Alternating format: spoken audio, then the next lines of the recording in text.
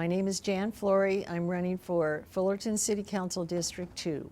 This is my 7th campaign.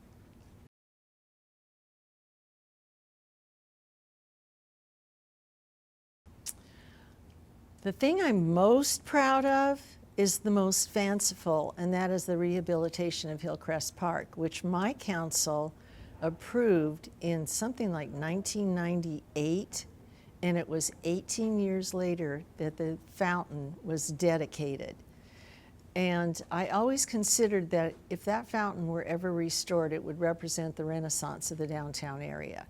And in fact, it is true to that. I live in the neighborhood that's really close to Hillcrest Park, and I walk the park all the time, and there is absolutely no question that that park is really well used now, whereas in the past, I mean, there was prostitution, drug deals. You didn't send your kids over there, and you didn't walk it yourself either. So I'm proud of that. But then there were a lot of other things. There was the modernization of the police department, the expansion of the main library. There were lots of things that happened through the collaboration of the council, both conservative and liberal, although, you know, for the first 8 years I was on city council, I was the only Democrat, which accounts for the reason that after 14 years I was only the mayor for 1 year. But that's okay. It worked. Going to a few city council meetings this past year. I first attended the city council when they were wrestling with Hunt Branch Library. I was on the ad hoc committee, and so that took a while and many community meetings. And then there was the rotation of the mayor. I was very concerned about that because once we went to district voting, then it seemed only right to me that every district should have an opportunity, should have bragging rights to say, hey, we've got the mayor this year. And Ahmad Zara was excluded from that. But worse than that was that the council majority was, in my opinion, was disrespectful and dismissive of the public, the staff, and the minority council members. And I had never seen that before. Even on the councils that I had served on, my colleagues were very collaborative, and we always tried to find a solution. And it occurred to me that what was particularly egregious about this was that oftentimes the speakers were Spanish-speaking women who had been activated. For the first time in all the years that I've lived here, since 1970, that sector of our city began to speak through the efforts of Ahmad Zara and a woman by the name of Eglith Nunsi, who lives in, I think she's in District 5. And so these women would get up and they would speak, and they would be terrified to speak in front of the city council, but they would force themselves to do this through the ministrations of Eglith and Ahmad. And I know for myself, even though I sat on that dais for 14 years, when I would get up to address the council, I would be nervous, right? So you can imagine how terrifying that experience would be. And I thought to myself, if people feel like they are not being heard and they are being dismissed, how can they have faith in governance?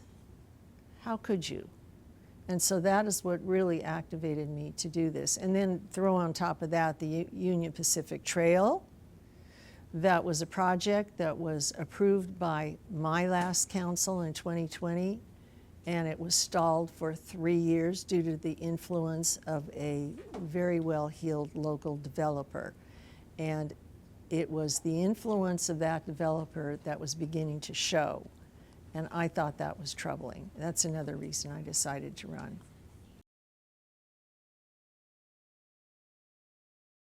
I saw that question in advance, and I called the city manager to talk to him about that. I said, don't we always have a balanced budget? I think by law we have to have a balanced budget. And he says, yes, and one of the ways that they've been balancing the budget is to dip into reserves, because the city must have a reserve.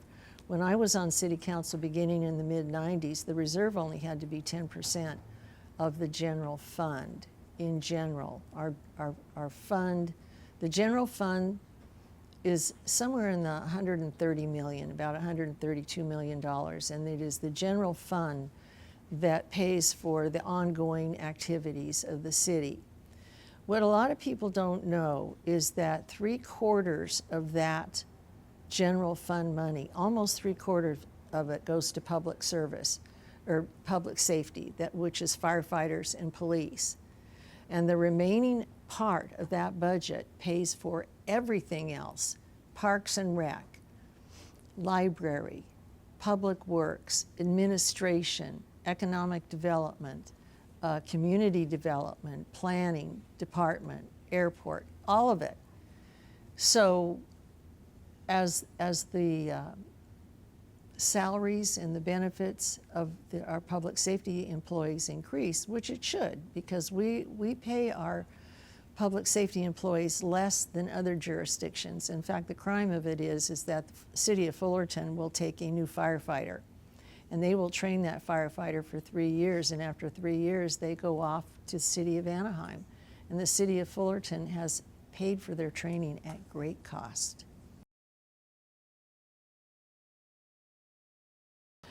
I'm most proud that I bet you that 2/3 of my the donations are coming from people who are retired, people who remember me from a long time ago. John Phelps is a strong supporter of mine, and he is the biggest donor, and he was the first one that jumped in and said, how much can I donate? And I said, I'm not talking about that kind of money, John. I need to get started. And he gave me a good start. And I have not had any fundraisers, and through small to middling donations, I've raised, as of today, $15,000 just texting people, leaning on them. You wanted me to do this? Okay, put your money where your mouth is. Well, I don't know that the city has a whole lot of control over that, but one of the areas that we are very deficient in the city, and part of it has to do with the fact that we've had a dearth of employees. Not all of the positions in the city are filled, especially in the planning department. Our housing element is 2 years out of date, and it is the housing element, which is part of our general plan, that prioritizes where the city's priorities are. And we need to spell that out, particularly in view of the RHNA assessment. The RHNA, Regional Housing Needs Assessment, has told us that in the next, well, we've got 6 more years to go. In the next 6 years, they give you an 8-year spread of time, we are to plan for the development of 13,000 residential units in a built-out city. This is very controversial. That doesn't mean that the city actually has to do it, but in a current housing element, then we would be able to avail ourselves of certain state programs that favor first-time home buyers and have programs for that, but we can't do it because our housing element is out of date and we're actually being sued because of it.